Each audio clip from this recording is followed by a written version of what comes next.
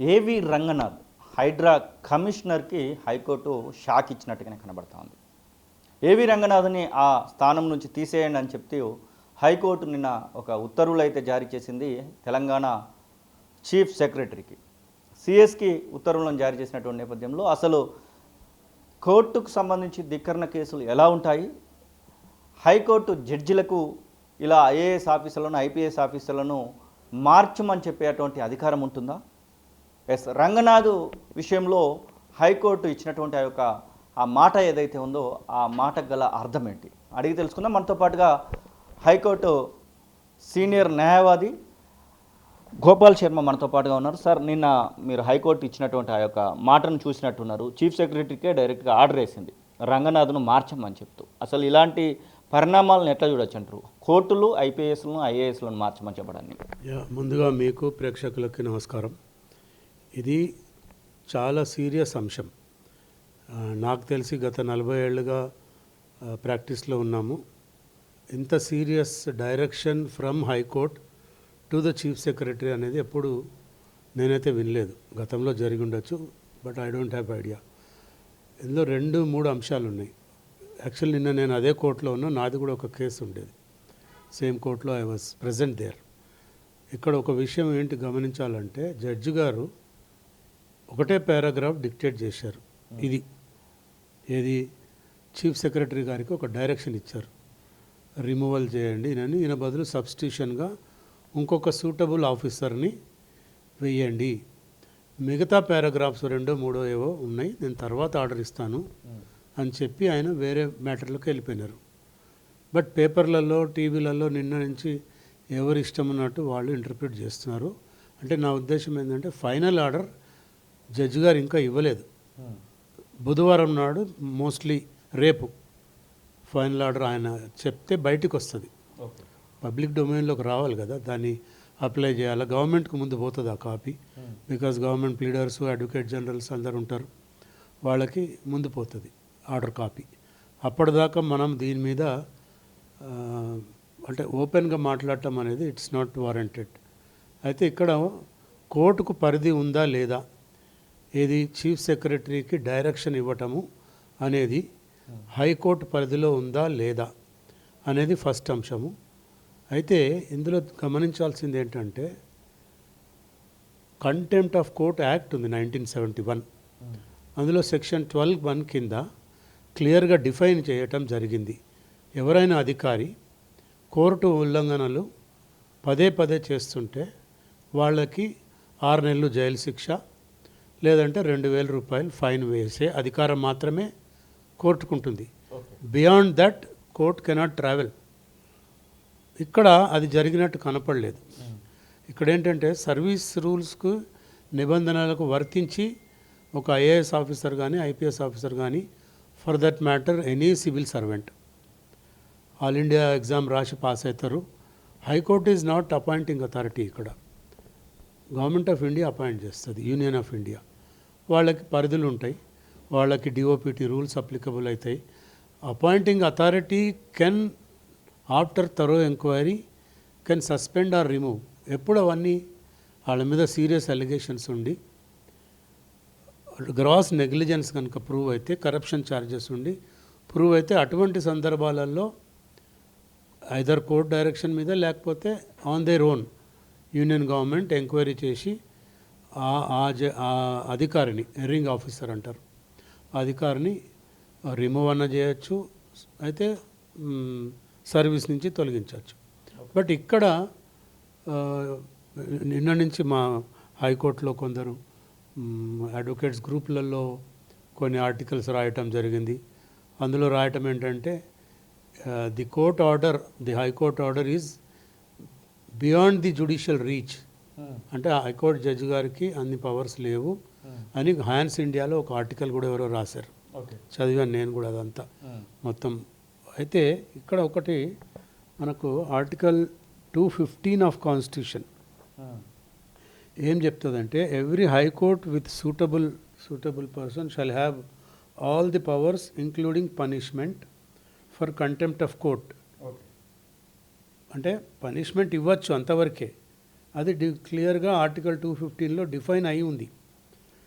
అదే ఇంతకుముందు చెప్పినట్టు సింపుల్ ఇంప్రిజన్మెంట్ ఆర్ 6 నెలలు శిక్ష వేయచ్చు. దాని మీద మళ్ళీ వీళ్ళు ఆఫీసర్స్ ఐఏఎస్ కానీ ఐపీఎస్ కానీ వాళ్ళు దాని మీద అప్పీల్కి వెళ్ళొచ్చు.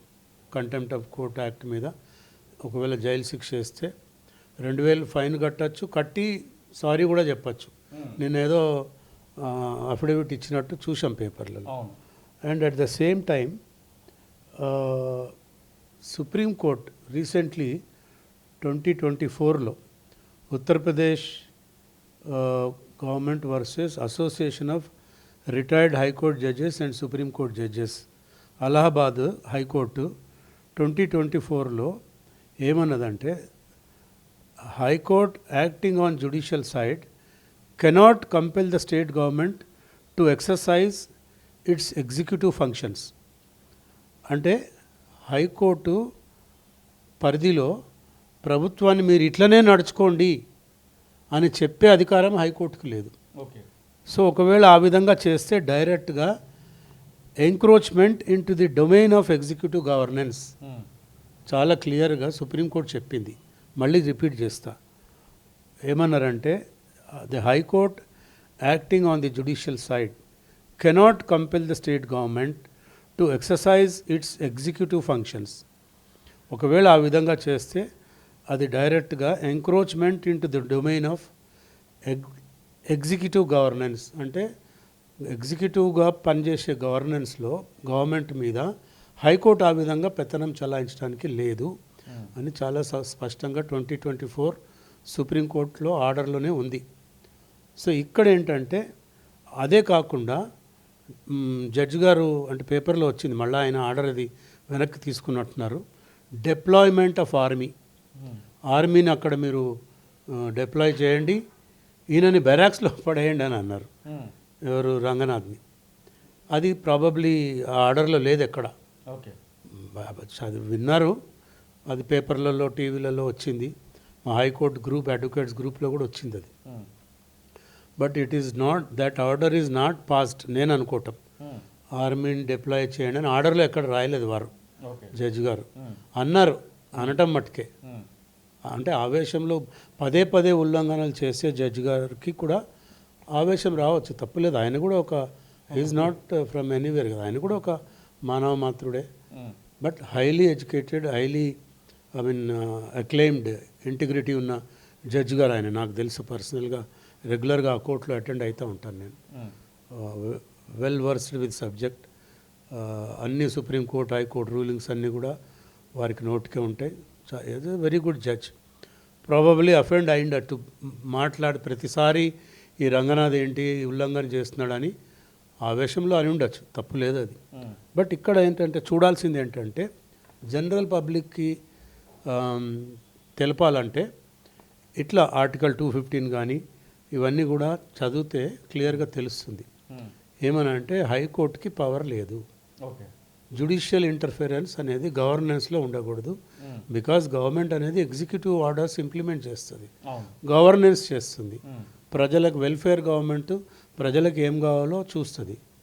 బట్ ఇది direct intervention into the executive governance అని సుప్రీంకోర్టు చెప్పింది. కాబట్టి ఐ థింక్ వాళ్ళు అప్పీల్ వేస్తారు. ఇంకా ఆర్డర్ కాపీ రాలేదు, అది వస్తే కానీ మనం చెప్పలేం, చూద్దాం ఏమవుతుందో. రంగనాథ్ విషయంలో మనం మాట్లాడుకుంటే మీరు కూడా పలుమార్లు హైడ్రాకి సంబంధించి మాట్లాడినటువంటి సందర్భాలు ఉన్నాయి. ఇప్పుడు రంగనాథ్ ఒక నోట్ పెట్టడం జరిగింది, మీరు కూడా బహుశా చదివారని మేము అనుకుంటాము. హైడ్రా అఫీషియల్ హ్యాండిల్స్లోనే రంగనాథ్ హైడ్రా కమిషనర్ అనేటువంటి పేరుతోనే దాదాపు 150,000 కోట్ల విలువైనటువంటి భూములను మేము రక్షించాము, 6 చెరువులను రక్షించాము, ఇంకొక 20 చెరువులు పునరుద్ధరణ పనులలో కనబడతా ఉన్నాయి. నా పైన బడా రియల్ ఎస్టేట్ వ్యాపారులు మాత్రమే ఇలాంటి కోర్టు కంటెంప్ట్ కేసులను వేశారనేటువంటి మాట వారు చెప్తా ఉన్నారు. నిజంగానే ఆ బడా వ్యాపారుల నుంచి వచ్చినట్ట, లేకపోతే ఏంటి అసలు కోర్టు కంటెంప్ట్కి సంబంధించినటువంటి విషయంలో రంగనాథ్ చేసినటువంటి తప్పేది అనుకుంటా ఉన్నారు? లేదు, నాకైతే తప్పు ఎక్కడ కనపడలేదు. వై? బికాస్ కొన్ని వేల ఎకరాలు గత ప్రభుత్వంలో ధరణి పేరు మీద దాదాపు 18 లక్షల ఎకరాలు ప్రభుత్వాలు కబ్జా పెట్టినారు. 80% ఆఫ్ గత ప్రభుత్వంలో ఉన్న నాయకులు, మన ప్రజాప్రతినిధులు, ఐఏఎస్ ఆఫీసర్లని లొంగ తీసుకొని అమయ్ కుమార్ పేరేంటి చీఫ్ సెక్రటరీగా చేశాడు, బీహార్ ఆయన. ఓకే. నవీన్ మిట్టల్, ఇంకొక ఆయన ఉన్నాడు కదా జిహెచ్ఎంసీ కమిషనర్గా చేశాడు, చీఫ్ సెక్రటరీ చేశాడు. వీళ్ళంతా కూడా ఒక గ్యాంగ్ అయ్యి ప్రభుత్వ భూములను చెరబెట్టలేదా? గత ప్రభుత్వం చేసిన తప్పులు 100 ఎకరాలు 1,00,000 ఎకరాలు దొబ్బేశారని మోడీ గారు చెప్పాడు, బీజేపీ వాళ్ళు చెప్పారు, కాంగ్రెస్ వాళ్ళు చెప్పారు. అయితే ఇక్కడ ఒక క్వశ్చన్ ఏంటంటే, ఆ 1,50,000 కోట్ల భూములు కాపాడిన మాట వాస్తవమా కాదా? దాని వాల్యుయేషన్ మనం కట్టలేము కదా, నోటి మాట చెప్పలేము. ఆయన అన్నారు ఒక మాట, అది బయట పెట్టండి. ఎన్ని భూములు ఎక్కడెక్కడ మీరు కాపాడారు పబ్లిక్ డొమైన్లో పెట్టండి, వాటి వాల్యూ ఏంటో నిర్ధారించండి, వాల్యూయర్స్ని పెట్టండి. రీసెంట్లీ 237 కోట్లకు ఎకరం పోయింది అక్కడెక్కడో గచ్చిబౌలిలో ఎక్కడో. దీన్ని కూడా వాల్యుయేషన్ చేయండి, లెక్కగట్టి పబ్లిక్ డొమైన్లో చెప్పండి, ఏం తప్పులేదు. నేననేది ఏంటంటే, ఇంకా చాలా భూములు గత ప్రభుత్వంలో ఉన్న పెద్దల కబ్జాలో ఉన్నాయి. అంతేందుకండి, ఇదే ఆర్ఎస్ ప్రవీణ్ కుమార్ ఏమన్నాడు గతంలో, వీళ్ళంతా కూడా ఫినిక్స్ అనేది 20 అంతస్తులు కట్టారు అక్కడ హైటెక్ సిటీలో ఎక్కడో, దాన్ని ఎందుకు ఎంక్వైరీ చేయరని ఇదే ప్రవీణ్ కుమార్ అన్నాడు. అదే ప్రవీణ్ కుమార్ గతంలో అనేక ఆరోపణలు కేసీఆర్ మీద కేటీఆర్ మీద చేయడం జరిగింది. నేనేమంటున్నా ముఖ్యమంత్రి రేవంత్ రెడ్డి గారిని, ఆ ఆరోపణలని మీరు వెలికి తీయండి. ఎందుకు సెలెక్టివ్గా కొందరిని మీరు సెలెక్ట్ చేసుకొని టార్గెట్ చేస్తున్నారు? మీకు చిత్తశుద్ధి ఉంటే అన్ని భూములు గత ప్రభుత్వంలో ఎన్ని కబ్జాలైనాయి మీరు అనేక వందల స్పీచ్లలో చెప్పినారు కదా సీఎం రేవంత్ రెడ్డి గారు. మీరు బయట పెట్టండి, వాళ్ళని పనీస్ చేయండి, ప్రభుత్వ ఆస్తులను కాపాడండి. Why only Ranganath? మీరు కూడా చేయండి ఆ పని. మీరు ఇన్స్ట్రక్షన్స్ ఇవ్వండి, సెలెక్టివ్ ఇన్స్ట్రక్షన్స్ వద్దు. మీరు గతంలో ఇదే వంశీరాము, ఇదే రాజ్ పుష్ప, ఇదే మై హోమ్స్, ఇదే ఫినిక్స్ మీద 100 సార్లు అభియోగాలు మోపారు ముఖ్యమంత్రి గారు. మరి ఎందుకు చర్యలు తీసుకోవట్లేను? As a CM you should tell the public చెప్పాలి కదా, నువ్వు యు ఆర్ ఆన్సరబుల్.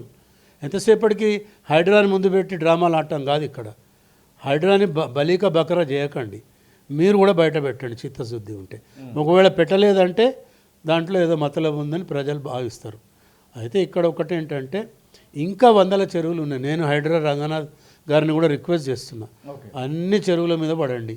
ఇంకోటి బడా బాబులు అన్నాడు, అందులో శాంతా శ్రీరామ్ కన్స్ట్రక్షన్ నరసయ్య పేరు కూడా తీసుకున్నాడు. ఆయన పెద్ద భూ కబ్జాదారుడని ప్రూవ్ చేయండి మీరు. ఆయన ఇప్పుడు రెవెన్యూ రికార్డు లోతుకుంట గురించి మాట్లాడుతున్నారు.